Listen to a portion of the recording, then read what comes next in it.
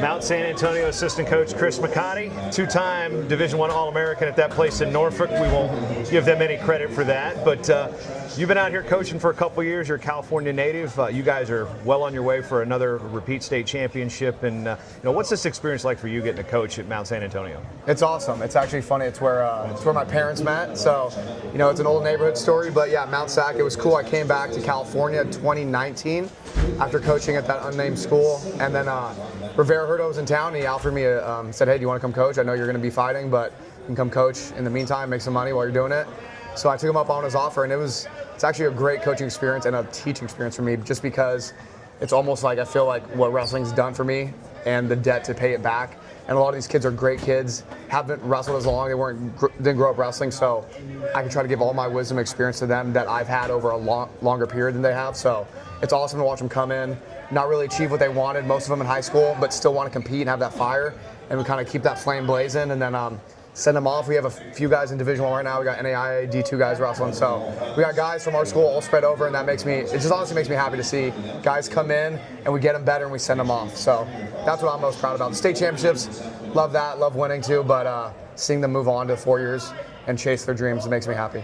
You didn't go that route. You went right to Division I, had a really good career, wrestled at the national championships 4 different times, and stood on the podium. You know what that's like. So how do you translate that experience to the experience of these kids? They don't know that experience yet.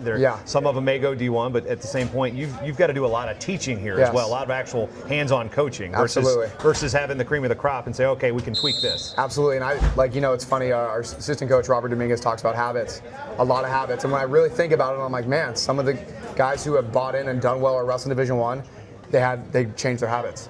Instead of, I'm not going to go to practice, I don't feel good. No, you're going to practice every day. Little things like that and correcting their habits to things I remember doing when I was wrestling still.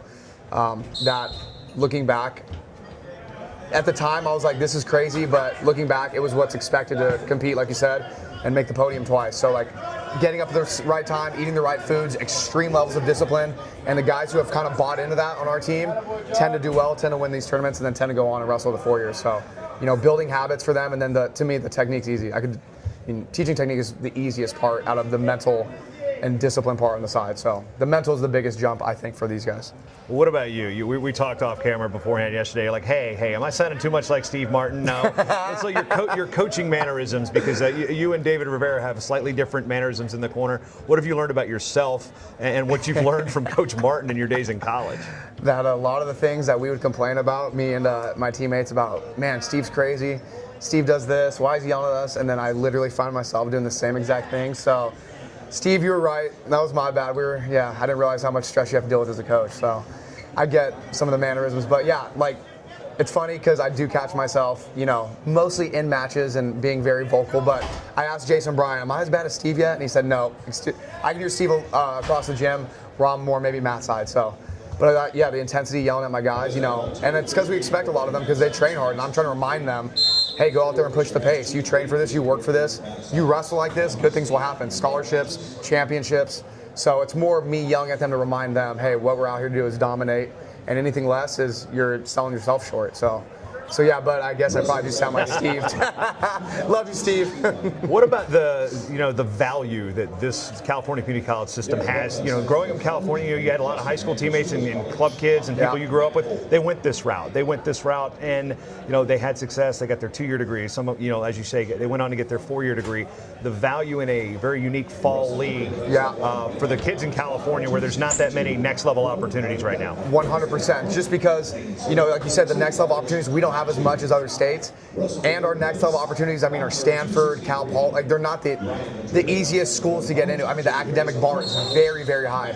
So if you didn't have that support system growing up, whether it was athletically and academically, but your heart was in it, but you didn't have the right people around you to kind of make sure, we need you to have a 4.0, we need you to do extra study, we need you taking to club practice, private coaches. A lot of kids didn't have that. So I think the system we have is great for kids who have the fire, but maybe didn't have all the tools needed to make it to that. Because me going to Division I, I had all hands on deck, father, mother, family support, great coaches, and that was just to get into Division I on top of the other stuff to actually compete and win. So that's a lot to ask for a family. So kids who didn't have that, I'm glad we saw opportunities for them to go and compete and get with good coaches and kind of like I said, get that flame fired up again and then watch it blaze. But it's a great opportunity, and then it's done in fall.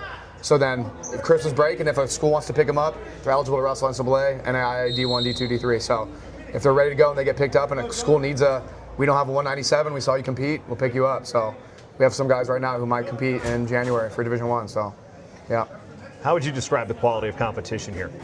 I think it's awesome. I think, you'll get all above and below, kids, like I said, who've wrestled for 2 years in high school who still want to compete and have the fire to compete. And then we have guys on our team who are world team members for Iran, wrestled in Yanni's bracket and probably would have beat him. He got hurt. Sorry, Yanni. But so we have all the disparity. I mean, there's elite level guys who he came to America and want an opportunity to get his education in America, and we have opportunities for him. You got to undo that locked hands habit. Yeah, he did it. He's been in America for 5 years now, so he's very good at letting go of the hands. But we have opportunities for all those guys to wrestle, to compete. So it's very good. And then, the quality, we have high quality. We have kids who haven't wrestled that long, and then they all get to mix it up and see who's who. So it's a good opportunity. I love coaching in JUCO.